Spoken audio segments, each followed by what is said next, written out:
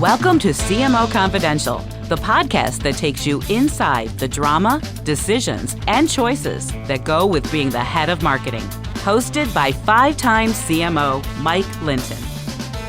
Welcome, marketers, advertisers, and those who love them, to Chief Marketing Officer Confidential. CMO Confidential is a program that takes you inside the drama, the decisions, and the politics that go with being the head of marketing at any company in what is one of the most scrutinized jobs in the executive suite. I'm Mike Linton, the former Chief Marketing Officer of Best Buy, eBay, Farmers Insurance, and Ancestry.com, here today with my guest, Seth Matlins. Today's topic, chaos, why it's the constant state of marketing. Now, Seth is a champion of marketing. His career includes stints as the president of Rock the Vote, CMO of Live Nation, and the founder of CAA Marketing. Currently, he is the widely followed managing director of the Forbes CMO Network. Previously, he wrote a book called The Scratch and Sniff Book of Weed. I always feel obligated to mention that whenever we talk. I appreciate that. I think it's great that you wrote that book. Now, Seth was also previously on the show to discuss, is the CMO position the hardest job in business? And he made a strong case that it is. Full disclosure, I've known Seth since my time at eBay when he was at CAA. Welcome back, Seth. Thank you. Appreciate you being willing to bear with me yet again. Oh, we think you're a great guest on the show. And let's just jump right into it and start by talking about the state of marketing. What you're seeing? It's been 9 months since your post on LinkedIn. I think it was New Year, same old shit for CMOs. Yeah, it was. I said fuckery. Oh yeah, fuckery. All right. Well, there we go. We're getting as many swear words out early in the show as possible. So, tell us what you're seeing now. Pretty much the same fuckery. I mean, if we go back 9 months, it's, that post was in response to a Fortune magazine piece that was titled something to the effect of Fortune 500 companies eliminating the CMO role, which lacked any significant data scrutiny, understanding of our business, et cetera, et cetera. Fast forward to only 2 weeks ago. Yep. And Adweek basically parrots that Fortune headline with their own headline. Sorry, just reading it. Do all Fortune 500 companies have a CMO? They asked. And in their subhead, they comment, certain jobs are mandatory. The CMO's isn't. So yeah, same old, macro uninformed media point of view on this job. Chicken Little, sky is falling. From Fortune, it's one thing. From a marketing trade like Adweek, it's just, you would expect a little bit more insight from them.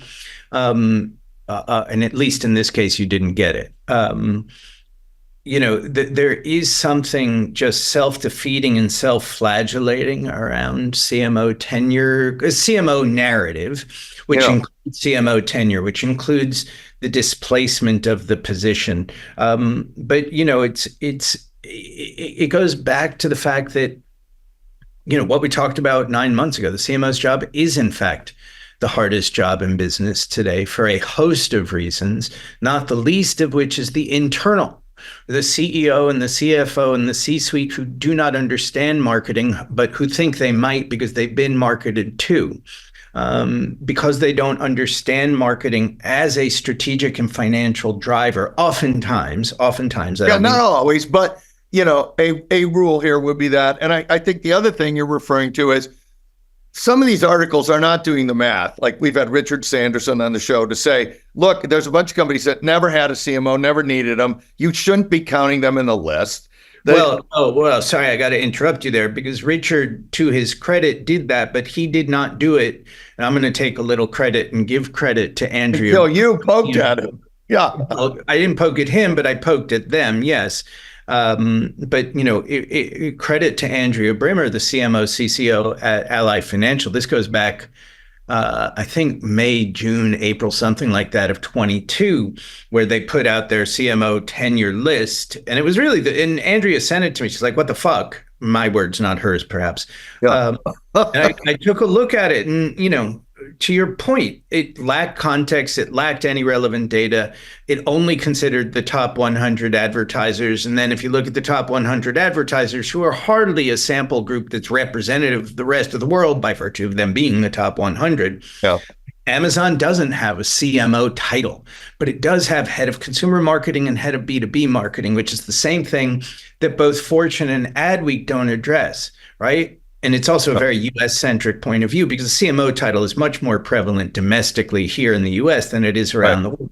So the real question should be, do these companies have heads of marketing? Do they have someone whose job it is to create and capture demand, to create customers, to drive integration of the enterprise so that there is a consistent, or as consistent as one can be in a decentralized landscape, narrative about brand, business, products, and services? I think this is a really good point, and we should probably circle around to this another time and talk about why are the publications not doing what is just basic, some homework. This is basic homework. I mean, it's all available public information. So let's move on to another post you made, which is you posted about a Bill Bernbach quote about the difference between dull truths and exciting lies. Relate that to the marketing you are seeing today. So I'm looking at it right now. I've had this little book, Bill Bernbach said, on my desk for. It's a great book. Look, it's great. A great book. I think I've had it for 30 years. Whatever I said in the post is what it is. I did the work at that point, and I don't remember now. It's just a bunch of his brilliant Bernbachisms, and they are brilliant and as relevant today as the day he said them. As relates to that specific Bernbachism, there's research coming out of the UK being done by System One and Adam Morgan of Eat Big Fish fame that goes under the broad title of the cost of dull. And they've done an analysis of some 6,000 TVCs in the US and the UK and found, my numbers are going to be slightly off, something like 48% of them elicit no emotional response whatsoever. None, zero zip. And it's something like 70% of B2B TVCs. And they have begun the process of quantifying the cost of dull.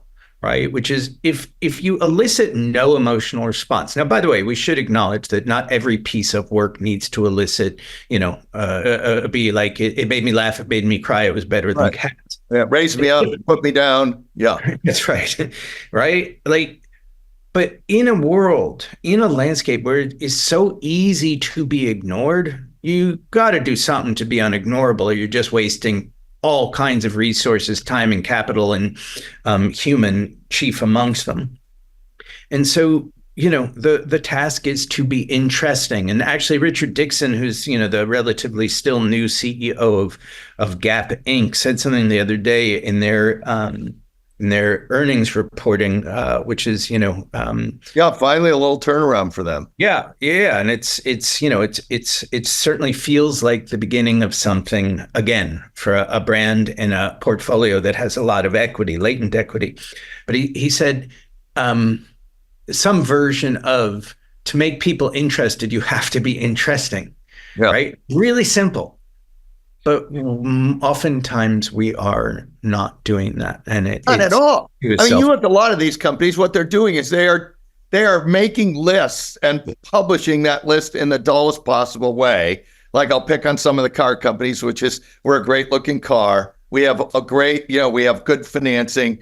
Stop people on the road. Sit six. We have a reversible chair in the back, and we get great mileage, and also it's $200 cash back. Which to me is, all those ads roll up into almost nothing. I don't disagree, and I point to the insurance category consistently, because here you have a low engagement category, a low consideration, which is an infrequent consideration category, and yet consistently across the category they do some of the most enduring work and some of the most effective work. It's like their work builds brand and performance and character and narrative over and over and over again across 4, 5, 6 of the category competitors. And it's kind of like, what's the rest of the world in higher engagement categories not getting? Now, for a car, you're probably in the market every 3 to 6 years. I don't know what the data, but the path to purchase begins 6, 8 months out, maybe a year out. Yeah, maybe even longer, where you're thinking, if I have a chance, I'm going to get one of these. Yes. It's as a category, not brilliant, and, wet roads and filmed on Avenue of the Stars and Century City. I want to hum the farmer shingle because of your little tribute to insurance, but I won't. I want to go on to the chaos story. Yeah, by the way, we should talk about that at some point. Why is that category so damn good? Farmers is a great example. There you go. Thank you. Let's go to we can talk about it sometime, but I want to stay on the chaos thing and ask you, as an observer of all of this, what should be done about this perpetual state of chaos? And let's just add in dull into marketing, because we already said there's self-inflicted wounds here by all the pubs and a lot of the marketers themselves. And then we have dull. What should be going on now? Well, I wouldn't be so presumptuous as to answer that for everybody, but I'll give you a macro thesis, bias, point of view, whatever. As much as everything is changing, and it is, and it will continue to, as much as chaos has become the status quo, if that even makes sense, the fact remains that there remain facts, enduring, universal, in particular, human truths that do not change, right? Our brains are wired exactly as they were 4,000 years ago. And so if we consider that in a world of change, humans stay largely the same from the architecture of a brain perspective, our psychology, our neurological systems, how we process and seek information, I think that too often, too many of us are like, and somebody else has said this, like, cats chasing a pointer, a light around the room, as opposed to, kind of taking a lesson from the world's greatest investor, Warren Buffett, whose company, of course, just became a $1 trillion market cap company. Trillicorn. I'm going to coin that word. Is that right? I'm going to use that. I just make it up right now. That's good. Trillicorn. I'm trying to be not dull, Seth. I'm trying to be interesting. What Buffett says, and I won't say it as well, is like, when people ask me where I'm investing for the future, I don't look at what's going to change. I look at what's going to stay the same. And if we marketed to those truths, to what stays the same, I think good things could come. But I would also say, and I'm going to talk about this about a month from now in Aspen at the Forbes CMO Summit, the 20th annual. I think too often we get so caught up in the chaos that we forget that the people we're trying to reach and influence are in the midst of chaos, and that the prevailing human condition, the current state, if you will, is one of anxiety, depression, fear, concern, worry, economic hardship, etc. Like, we're talking a lot about hope the last few weeks in some parts of the American political spectrum, but hope is like a lifeline, because the rest of it doesn't feel that good. And I think we have to remember that the people we're trying to reach and influence, the people we're trying to persuade, are living through their own chaos. And if we don't consider that emotional context, we're really good at talking about the context in which our ads show up. Is it brand safe? Is this an appropriate? Oh, yeah, we are very good at that. We are not very good, in my opinion, and from my experience, at considering the how receptive people will or won't be, when they will or won't be receptive, because our emotions dictate our willingness to take risk, our willingness, our intolerance for risk, our willingness to bring in something new. And that chaos is interfering with purchase in a lot of... I think that's an important point, and that a lot of companies think their logic will sell in the market when it's really an emotional, chaotic market as well. I want to, so I think that's a great point. I want to move into you publish a list of the top influential CMOs. I want to talk about that list, how it's evolving, and delve into your article announcing the unofficial number one on the Forbes World's Most Influential CMO list, where you discuss CEOs, boards, and related topics. Give us the top lines on all of this stuff. So let me start with the list itself. The Forbes World's Most Influential CMOs list. This was its 13th year. It is a data-driven list. We work with Sprinkler and LinkedIn, analyze literally over 8 billion individual data points, where we're trying to create, and we're evolving into, better and better, if still imperfect, proxies for influence, right? How do you really isolate the influence chief marketing officer from that of a great product or a horrible product? We've evolved methodologically since I got here to do a few things. One, I think some of the measures previously awarded to, it was a little bit too much of a digital and social media popularity contest, which was that, if you had a big following, that was commensurate with influence. Yeah, you're going to be up there in the list. Yeah. And that was the case. It is not the case. A big following is no guarantee of influence. It's not an indication of influence. It's an indication of the potential for influence, just as a small following is no indication necessarily by default of an absence of influence. So we've changed that. We've refined our proxies for influence. We no longer just consider positive sentiment around campaigns, because or the CMO themselves, because sometimes negative sentiment can be wildly influential for the broader community at large. Right. And then 2 years ago, which is say 2023, for the first time we used financial data as some incremental metric, right? Again, how do you figure out the CMO's role in financial data? We didn't look at EBITDA, we looked at revenue growth, because at the end of the day, while the CMO is not alone responsible for or accountable to that, within a portfolio of financial metrics, we thought that was the most interesting: revenue growth and market capitalization. This year, we refined that a little bit further to look at peer sets. So we looked at automotive. So now you get a relative difference in how you're doing. Exactly. So, nice. And so we continue to, we think, get smarter, get better, and remain wide open to anybody's suggestion as to how we can get better still. Let me talk to you about, the second part of your question, which is the unofficial number one. So the list is, number one. Yeah. As I said, data-driven, and it's ranked 1 through 50. When I got here a couple of years ago, I created an unofficial number one, and that first year, the unofficial number one was "quote unquote" anyone, because anyone with a phone or a camera or a keyboard can influence the trajectory of a brand and a business in an instant, right? For the ill, it's what Kid Rock did, and and for the good, it's Ocean Spray Guy. Yeah.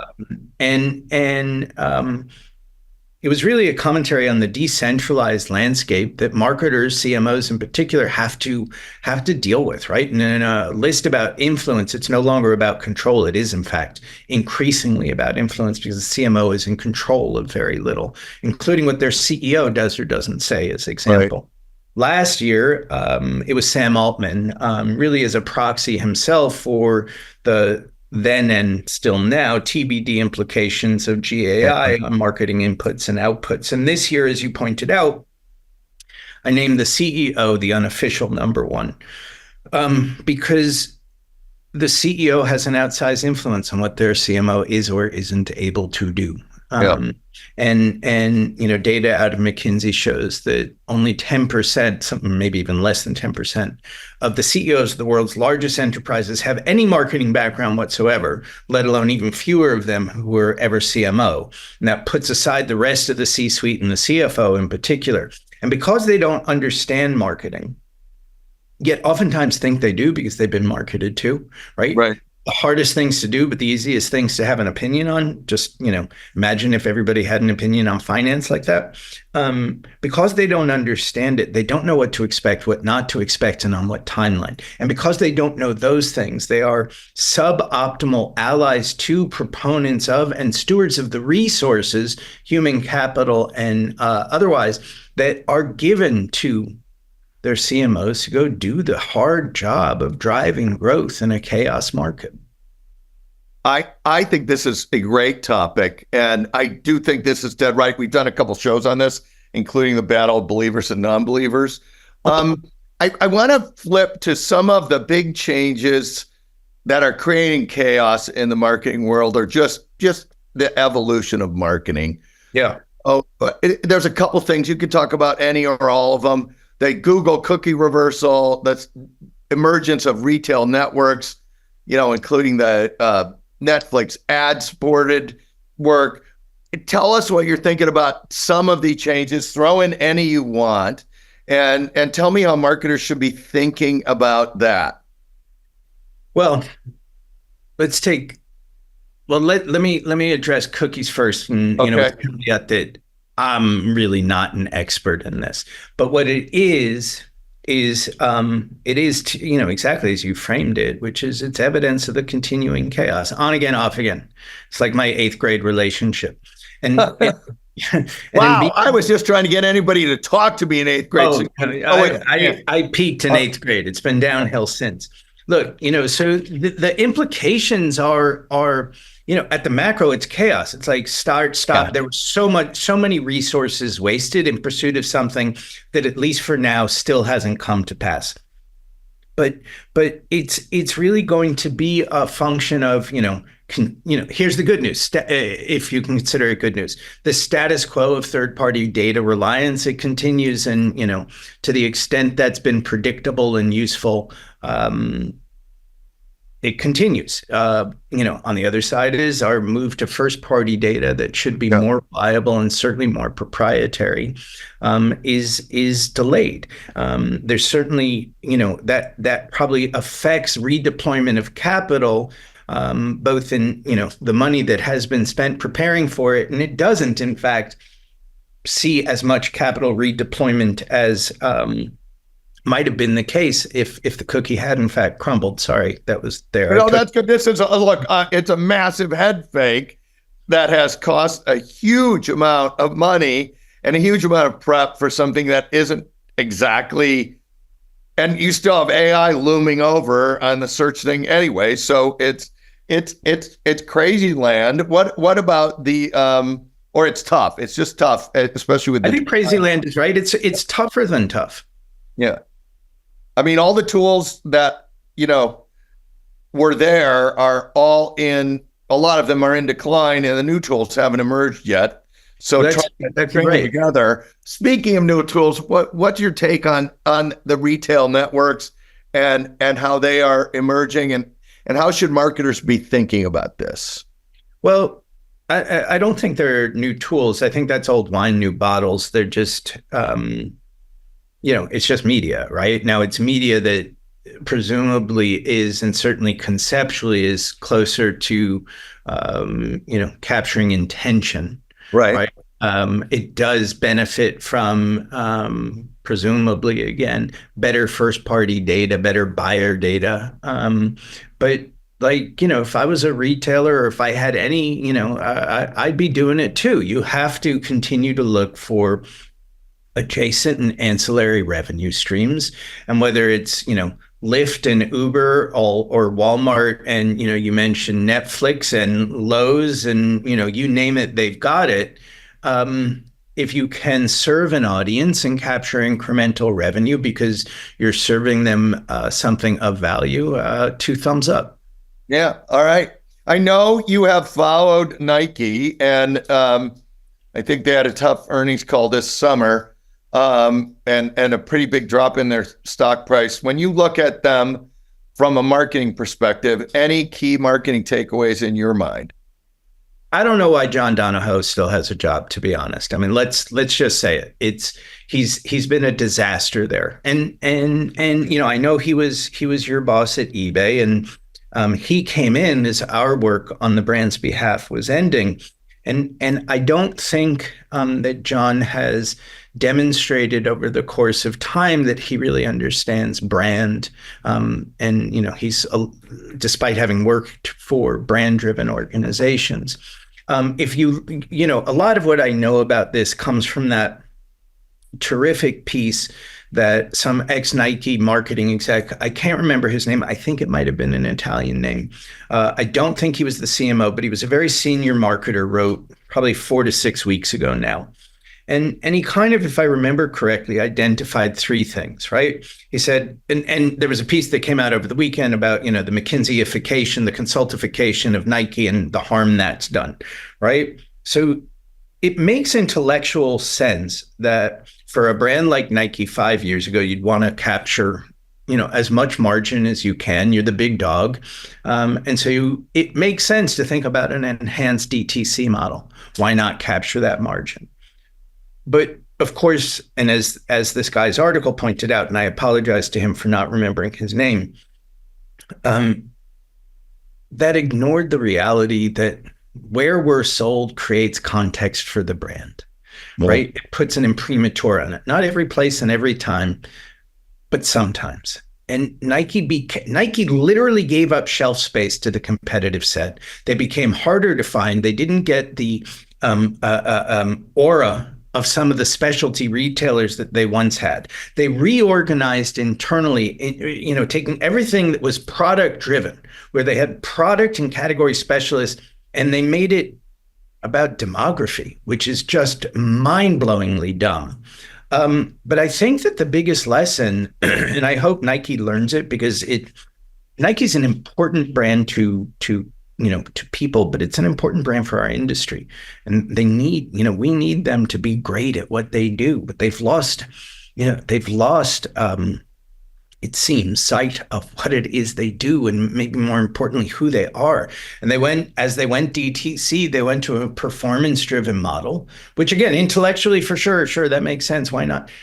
But they lost the brand. And when they lost the brand, and the product began to be dependent on something other than great product people internally, but Travis Scott, they lost sales. And they lost shelf space, and it became a self-perpetuating cycle. And they get punched in the face, like 8%, 18%, something down year to date. I'm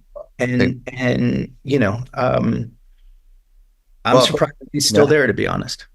Goes back to your early quote about the emotional part of all the business. I think any last advice you want to give to marketers before we go to our last and traditional last question? Be brave, be bold, be smart. Like, I don't know, that's terrible advice. It's so trite. It's like a bad Cheers at, we salute you. Exactly. We salute you. I hope everybody will forgive me for that. But I guess it's still true. But no, I wouldn't presume to give those who I don't know advice. All right. So last question. Funniest story you can tell on the air, or practical advice to marketers we haven't yet talked about yet, so you can't go back to the brave thing. You can pick one or both, but you have to pick at least one.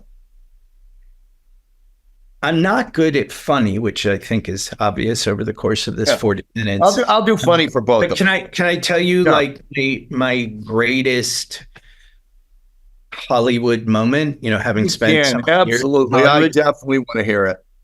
Okay, so I think it's 2002. I think it's January of 2002. It's Oscar weekend. This comes back of 2002. And iTunes had not yet launched. I represent, but it was about to, and it was going to launch, I think, in that year's Super Bowl. I could be wrong. It might have been a year later.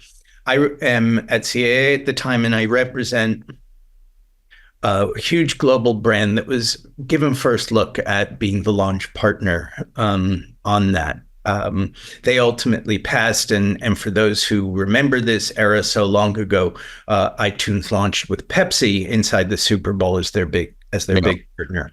But I was with the CEO of this company on Oscars weekend that year, my recollection is it was '02 because it was right after 9/11. And Steve Jobs flew down two of his most senior executives working on iTunes, one of whom I'm pretty sure was Eddie Q, but Eddie Q was not Eddie Q famous at that time, so I can't be certain, to meet with myself, the CEO of this company. We were at Jimmy Iovine's house, by the way. Jimmy and Steve were very close, and Jimmy Iovine's house was quite remarkable. Jimmy Iovine is a very big music guy. Legend, deserved legend. And there were three other people there. It was Bono, Edge, and Larry. Because U2, as some might remember, wound up with a partnership of their own with iTunes a couple of years later. And so these guys present iTunes. And as they do, Bono, Edge, and Larry are sitting on a couch. I'm just standing up, like literally right behind Bono. When they're done presenting it, Bono looks up at him and says, this is about the song. We make albums. What are the implications for us? And, what a prescient, what a smart insight. Oh. And, of course, he was absolutely right. We then had lunch, and the band went to rehearse for the Oscars, their Oscar-nominated song. I can't remember where it was from, which film, and they had never played it in the same room before. They had always done it remotely. Wow. And that, iTunes, Bono, Oscars, like pretty good. Pretty good story. I want to go. It's not funny, but it's pretty good. It's a good way to end. I want to go uno, dos, tres, cuatro. Oh no, that was the iTunes song that they put out. So on one of their commercials. So thank you, Seth, and thanks to everyone for listening to CMO Confidential. Look for more of our shows on Spotify, Apple, YouTube, and the I Hear Everything Network, which include an operations-trained CEO dishes on what he really thinks about marketing. Is AI an extinction event for agencies? Marketing, the battle between believers and non-believers, parts 1, 2, and 3. Of course, Seth's other show is Marketing, the Hardest Job in Business, and Tales from the Marketing Crypt. Hey, all you marketers, stay safe out there. This is Mike Linton signing off for CMO Confidential.